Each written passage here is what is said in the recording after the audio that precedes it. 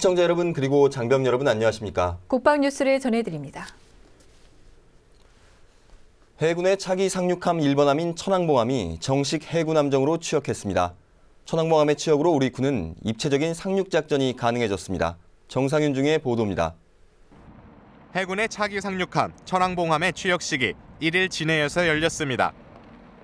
천왕봉함은 2011년 한진중공업에서 건조를 시작해 해군의 운영시험 평가와 국방기술품질원의 정부 품질 보증을 거쳐 4년 만에 정식 취역했습니다. 4,500톤급인 천왕봉함은 120명의 승조원이 탑승 가능하며 상륙군 300명과 상륙정 2척, 그리고 전차 등을 탑재할 수 있습니다. 또한 상륙 기동 헬기 2대의 이착륙도 가능해 상륙군이 공중 지원을 받으며 상륙할 수 있습니다. 기존의 상륙함과 비교해 고속 기동 능력과 탑재 능력이 향상됐으며 장거리 수송 지원이 가능해 입체적인 고속 상륙 작전이 가능합니다. 40mm 함포와 대한 유도탄 방어 능력, 국내 개발 전투 체계가 탑재돼 있으며 방탄 설계 적용으로 함정 생존성도 높였습니다. 천왕봉함은 평시 병력과 장비에 대한 수송 임무와 국지 분쟁 시 신속 대응 전력으로 활용될 예정입니다. 해군은 적지에 상륙해 고지를 탈환한다는 의미를 담아 상륙함 이름에 봉우리 이름을 명명합니다. 천왕봉함은 6.25 전쟁 때 국군이 빨치산 토벌 작전을 통해 자유민주주의를 수호했던 지리산의 최고봉 이름에서 따왔습니다. 차기 상륙함 천왕봉함은 5개월가량의 전력화 사업을 마친 뒤 2015년 중순에 실전 배치될 예정입니다. 국방뉴스 정상윤입니다. 국방부가 한국기독교총연합회가 요청해온 올해 애기봉 전망대 성탄 점등 행사를 승인했다고 밝혔습니다. 국방부는 2일 정례 브리핑에서 이같이 밝히고 올해 성탄절을 전후한 12월 23일부터 이듬해 1월 6일까지 약 2주 동안 애기봉 전망대의 성탄 점등 행사가 진행된다고 설명했습니다. 국방부 김민석 대변인은 북한의 반발을 고려하지 않았느냐는 기자의 질문에 평화를 기원하는 점등 행사의 취지와 종교 활동을 보장하는 차원에서 이 같은 결정이 이뤄졌다고 말했습니다. 국방부가 지뢰 피해자 지원에 관한 특별법 시행령을 3일부터 내년 1월 11일까지 국방부 누리집을 통해 입법 예고합니다. 시행령에는 지뢰 사고 피해자 중 지뢰에 의한 직간접적인 원인으로 발생됐거나 악화된 상해자에 대한 상해 범위를 구체화했습니다.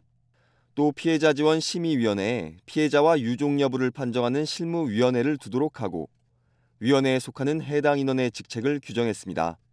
이와 함께 최대 2천만 원에 달하는 의료지원금 지급 기준을 명확히 해 향후 치료비와 보호비, 보장구 구입비 등을 지급할 수 있는 기준을 정했습니다. 지난 10월 15일 공포된 지뢰 피해자에 관한 특별법은 시행령 입법 예고를 거쳐 내년 4월 16일에 시행될 예정입니다. 병무청이 오는 8일 오전 10시부터 사회복무요원 소집 일자와 복무기간 본인 선택을 홈페이지를 통해 선착순으로 접수합니다. 사회복무요원이 복무할 수 있는 기관은 복지시설부터 지하철, 시청 등 다양한 기관이 있는데요. 병무청은 본인 적성에 맞는 기관을 직접 선택할 수 있도록 기회의 폭을 넓히고 있습니다. 윤현수 기자입니다. 12월 8일과 9일, 10일, 사흘 동안 진행되는 지방 병무청별 본인 선택 접수 일정입니다. 경기와 경남, 충남, 대전, 인천은 8일부터, 서울과 전남, 전북, 광주, 대구, 경북은 9일부터, 부산과 강원, 제주, 충북은 10일부터 각각 접수를 받습니다. 본인 선택을 할 수 있는 사람은 사회복무요원 소집 대상자 중 대학 재학 사유로 연기 중인 사람 또는 소집 대기 중인 사람 등으로 병무청은 내년도 사회복무요원 소집 계획 인원 23,880명 중 55%인 13,100명에 대해 본인 선택으로 소집 일자와 복무기관을 결정하도록 할 예정입니다. 나머지 45%는 본인 선택으로 이미 지정됐거나 기회가 있음에도 본인이 직접 선택하지 않은 사람들입니다. 본인 선택을 원하는 사람은 본인 인증을 위한 공인인증서를 준비해야 하고 공인인증서가 없는 해외 유학자 등은 행정자치부에서 발급하는 공공-IPN으로 본인 인증을 받을 수 있습니다. 주의할 점은 집에서 출근과 퇴근이 가능한 복무기관을 선택해야 한다는 것. 만약 출퇴근이 힘든 먼 지역에 있는 복무기관을 선택했을 경우 지방병무청장이 직권으로 본인 선택을 취소할 수 있습니다. 이와 함께 본인 선택을 할 경우 적성 등을 고려해 신중하게 복무기관을 선택해야 합니다. 본인 선택을 취소한 사람이 복무기관을 다시 선택할 수 있는 기회는 한 번뿐이고 소집이 통지된 후에는 선택을 취소하거나 소집일자 연기 신청 시 제한을 받을 수 있기 때문입니다. 국방뉴스 윤현수입니다. 국방부가 천안함이 잠수함과 충돌해 침몰했다는 일부 전문가의 주장에 대해 우려를 표명했습니다. 국방부는 2일 정례 브리핑에서 천안함이 잠수함과 충돌했다고 주장하는 연구 논문 발표와 관련해 이같이 입장을 밝히고 이 논문으로 인해 다시 국론 분열과 국가 안보에 좋지 않은 영향을 미칠 것이 우려된다며 이같이 입장을 밝혔습니다.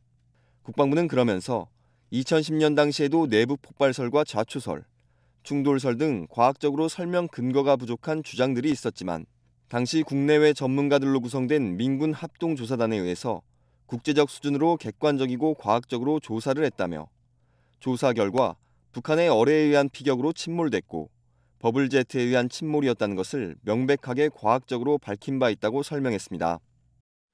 육군 제1야전군 사령부와 강원도가 국가안보와 지역 발전을 모색하기 위한 2014년 후반기 강원지역 관군협의회를 개최했습니다.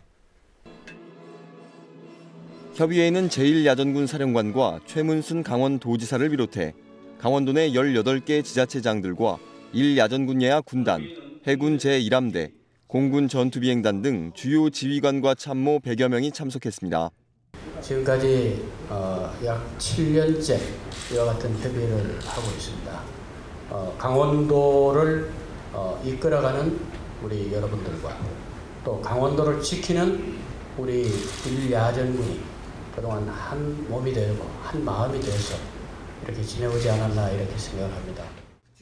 이 자리에 모인 관군 최고 책임자들은 안보 현실을 공감하고 지역 내 주요 현안에 대한 협력 기반을 논의했으며 1야전군에서 중점적으로 추진하는 책 읽는 병영 만들기를 위해 강원도의 도서 지원 등 올바른 병영 문화 정착을 위한 협의안도 제시했습니다.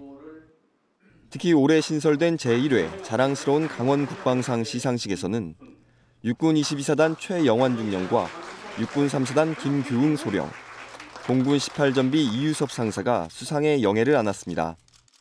충남대학교가 해양안보의 중요성에 대한 공감대를 형성하고 한국해양안보에 나아갈 길을 모색하기 위한 제1회 한국해양안보포럼 국제학술 세미나를 열었습니다. 원동환 중사의 보도입니다. 2일 충남대 국방연구소와 한국해양안보포럼이 공동으로 주관한 1회 한국해양안보포럼 국제학술회의가 한국의 해양안보와 국방과학기술의 발전 과제를 주제로 열렸습니다. 이날 세미나는 국내외 해양안보 관련 대학 교수와 관계관 등 100여 명이 참가한 가운데 해양 방산 분야 활성화를 위해 국방과학기술 발전 방향에 대한 열띤 토론을 벌였으며 한국 해양안보에 나아갈 길을 재조명했습니다. 회의 앞서 황기철 해군참모총장은 기조연설을 통해 국가안보와 해군력 발전을 위한 토론의 장을 갖게 돼 뜻깊게 생각한다고 말했습니다. 지금 우리는 그 어느 때보다도 창조적 도전 정신이 요구되는 급변하는 해양안보 환경의 중심에 서 있습니다. 이러한 시기에 해양안보와 과학기술 분야의 전문가들이 모여 한국의 해양안보와 국방과학기술의 발전 과제에 대해서 소통의 시간을 갖게 된 것을 매우 뜻깊게 생각합니다. 한국국방연구원 박창건 박사는 미국과 중국의 전략적 경쟁 심화와 한국의 해양안보라는 주제 발표로 한국 해양안보의 비전을 제시했습니다. 인도의 극동연구소 라흐빈더 싱 박사는 해양안보의 변화 양상과 한국, 인도, 양국 간 전략적 해양협력 가능성이라는 주제 발표를 통해 해양안보의 중요성에 대한 공감대를 확산시켰습니다. 또 중국의 푸단대학교 카이지안 박사는 중국의 해양안보 전략이라는 주제로 발표했습니다. 세미나 참가자들은 해양 방산 분야 활성화를 위한 국방과학기술 발전 방향을 제시하고 다양한 관점에서 해양안보의 중요성에 대한 폭넓은 공감대를 형성했습니다. 한편 한국해양안보포럼은 충남대학교가 중심이 돼 해양안보 학술 연구, 국가정책 발전과 국가안보 기여 등을 목적으로 지난 8월에 출범했습니다. 국방뉴스 원동환입니다. 2014년도 국방대학교 합동 고급과정 졸업식이 최윤희 합참의장 주관으로 열렸습니다. 올해 1월에 입교한 교육생들은 46주간 군사정책과 전략, 합동연합작전의 계획 수립과 수행 능력에 대한 교육을 받았습니다. 졸업식에는 위승호 국방대 총장과 유병길 합동군사대 총장, 신익현 합동참모대학장 등 육해 공군 관계자를 비롯해 국방대 교수와 교직원 등 400여 명이 참석했습니다. 이날 육해 공군 해병대 중령급 장교와 군무원, 공무원 114명이 졸업장을 받았으며 대통령상의 정우영 육군중령, 국무총리상의 백재순 육군중령, 국방부 장관상의 박광수 육군중령 등 모두 7명이 수상의 영예를 안았습니다. 최윤희 합참의장은 축사에서 지난 1년간 쌓은 군사 전략과 합동 작전 지식, 경험 등을 바탕으로 야전이나 정책부서에서 중추적인 역할을 해주길 바란다고 당부했습니다. 육군 53사단은 6.25 전쟁 참전 용사들의 희생 정신을 기리고 학생들에게 나라 사랑의 마음을 키워주기 위한 6.25 전쟁 참전 용사 모교 명패 증정 행사를 가졌습니다. 육군 53사단은 28일 부산 개성고등학교에 6.25 전쟁 참전 용사 199명의 이름이 새겨진 대형 명패를 전달했습니다. 행사에 참석한 16명의 참전 용사들에게는 존경과 감사의 의미를 담은 개별 명패와 후배들이 준비한 꽃다발 증정식이 이어졌습니다. 이날 행사에 참석한 참전 용사들은 선배 전우들의 희생을 잊지 않고 기억해줘 고맙다며 눈시울을 붉혔습니다. 한편 이날 행사에는 학생들의 나라 사랑 마음과 안보의식 고취를 위해 적 침투 장비 전시와 의장대 시범, 군악대 공연이 더해져 명패 증정 행사에 의미를 더했습니다. 세계 각국의 군사 소식을 전해드리는 SNS 군사 리포트 시간입니다. 군인들의 체력은 국력이라고 하죠. 프랑스와 이탈리아 등 9개 나라 장병들이 함께 국제 군인 등반 대회를 개최했습니다. 또 뉴질랜드에서는 장병들의 체력 증진을 위한 어플리케이션도 공개했는데요. 다양한 군사 소식을 만나볼 수 있는 SNS 군사 리포트 지금 시작합니다. 독일 전투기 유로파이터가 약 120km 떨어져 있는 카이프 보이렌에서 잉골슈타트까지 무려 12시간에 걸쳐 이동했습니다. 자동차로도 1시간 남짓 거리를 마하의 속도로 날아가는 전투기가 12시간이 걸려 목적지에 도착한 겁니다. 이는 유로파이터 전투기를 육상으로 이동시켰기 때문입니다. 잉골슈타트에 있는 전투기 공장까지 육상으로 이동하는 동안 신호등과 가로수 등 이동에 제한되는 걸림돌을 제거하며 천천히 이동했습니다.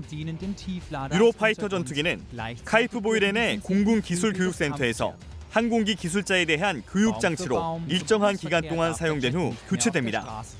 4년간 교보제로 사용된 전투기는 제조회사를 통해 전력화돼 본연의 임무를 수행하게 됩니다. 2015년에는 경북 문경에서 세계 군인 체육대회가 개최됩니다. 군인들도 스포츠를 통해 체력을 다지고 화합을 도모하기도 합니다. 프랑스에서는 지난 19일부터 이틀간 샤모닉 산악군사학교 실내체육관에서 국제 군인 등반대회가 열렸습니다. 이번 대회에서는 프랑스, 이탈리아, 슬로베니아, 스위스 등 9개 국가에서 96명의 남녀 장병들이 참가해 그동안 갈고 닦은 실력을 유감없이 발휘했습니다. 최종 우승은 슬로베니아가 차지했고 이탈리아와 프랑스가 각각 2위와 3위를 기록했습니다. 군인에게 건강과 체력은 군 사기뿐 아니라 전투력 상승에도 상당히 중요한 역할을 합니다. 우리 군에서도 특급 전사 선발 등 장병들의 체력 증진을 위해 다양한 노력을 기울이고 있습니다. 뉴질랜드 군에서 장병들의 체력과 건강을 위해 6주 트레이닝법을 소개해드린 바 있는데요. 이번엔 6주간 트레이닝을 도와줄 스마트폰 어플을 공개했습니다. 뜬걸음뿐 아니라 팔굽혀펴기와 윗몸 일으키기, 턱걸이 등 주 단위로 나뉘어 체계적인 운동을 할 수 있도록 돼 있으며 뜬걸음은 20분간 뛴 거리와 페이스까지 계산해 운동량을 자동으로 측정해주기도 합니다. 뉴질랜드 군 관계자는 현재의 체력 수준에 상관없이 어플에 나온 프로그램을 6주만 따라한다면 체력 증강에 좋은 결과를 가져올 것이라고 말했습니다. 이번 주에 소개해드릴 무기는 서부 폴란드에 있는 타간 훈련 지역에서 블랙이글 훈련에 참가 중인 영국군 주력 전차 챌린저2입니다. 블랙이글 훈련에 참가하고 있는 챌린저2는 챌린저1 탱크를 기반으로 제작됐습니다. 외관에는 큰 변화가 없지만 포탑이 재설계돼 차장 조준경과 포수 조준경, 그리고 열상 모듈을 교체해 챌린저1보다 높은 명중률을 선보였습니다. 총 8개의 잠망경이 사방 시야를 확보하고 적외선 장치가 탑재돼 나이트 비전을 통한 주 야간 탐색이 가능합니다. 이 영상은 지휘관뿐만 아니라 포수의 모니터에도 표시돼 포수는 레이저 거리 측정기와 광학 조준경으로 약 10km까지 안정된 시야를 확보할 수 있습니다. 최대 시속 57km까지 달릴 수 있으며 영상 강화형 잠만경이 장착돼 야간 주행 시에도 조종수의 시야를 확보할 수 있습니다. 지난 2001년 이라크전에 투입해 그 위력을 유감없이 발휘했고 현재 영국과 오만에서 운영 중입니다. 지금까지 SNS 세계 군사 리포트였습니다. 다음은 국방 게시판입니다. 국방부가 2일 합참과 각군, 유관기관 관계자들이 참석한 가운데 제23회 전군 폭발물 처리 발전 세미나를 개최했습니다. 전평시 폭발물 처리 업무 발전이라는 주제로 개최된 이번 세미나에서는 폭발물 처리 교육 개선, 전문 인력의 확보, 수중 불발탄 처리 방법 등 폭발물 처리 체계에 대한 진단과 발전 방안이 제시됐습니다. 국방부가 오는 11일 오전 9시 30분 국방 컨벤션에서 2014년 국방 정보화 컨퍼런스를 개최합니다. 정보화 유공부대 표창 수여식을 비롯해 클라우드 컴퓨팅, 빅데이터, 전장관리 정보체계 분야의 발표가 진행됩니다. 관심 있는 분들은 누구나 참석이 가능하며 오는 8일까지 사무국 이메일로 사전 등록하면 됩니다. 국회 군인권개선 및 병역문화혁신특별위원회가 병역문화 개선을 위한 토론회장인 툭톡 브런치를 개최합니다. 오는 9일 오전 10시 30분 연세대 공학원 대강당에서 열리며 군 입대를 앞둔 청년 또는 예비역 병장, 아들을 군에 보낸 부모님들을 대상으로 진행됩니다. 참석을 원하시는 분들은 7일까지 인터넷 메일로 신청하시기 바랍니다. 육군 39사단이 1일 사단 사령부 승전비에서 1980년 남해 대간첩작전을 수행하다 장렬히 산화한 고 이종춘 소령과 김태식 중사, 김진경 일병의 34주기 추모식을 거행했습니다. 남해 대간첩작전은 고정 간첩을 월북시키기 위해 침투한 적 특작 부대를 경멸하기 위해 80년 12월 1일부터 6일까지 펼쳐진 작전입니다. 갑자기 찾아온 한파로 인해 체감 온도가 영하 10도 아래로 떨어졌습니다. 이렇게 체감 추위가 심한 날 체온을 유지하기 가장 쉬운 방법은 바로 내복을 입는 것이라고 하는데요. 그런데 요즘 장병들은 익숙하지 않다는 이유로 내복을 잘 안 입는데요. 내복은 체감 온도를 1도에서 최대 3도까지 높여주고 몸의 열이 밖으로 나가는 것을 막아준다고 하니까요. 조금 귀찮더라도 야외 활동 시에는 꼭 챙겨 입으셔서 이번 겨울 따뜻하게 보내시기 바랍니다. 국방뉴스를 마칩니다. 시청해주신 여러분 고맙습니다.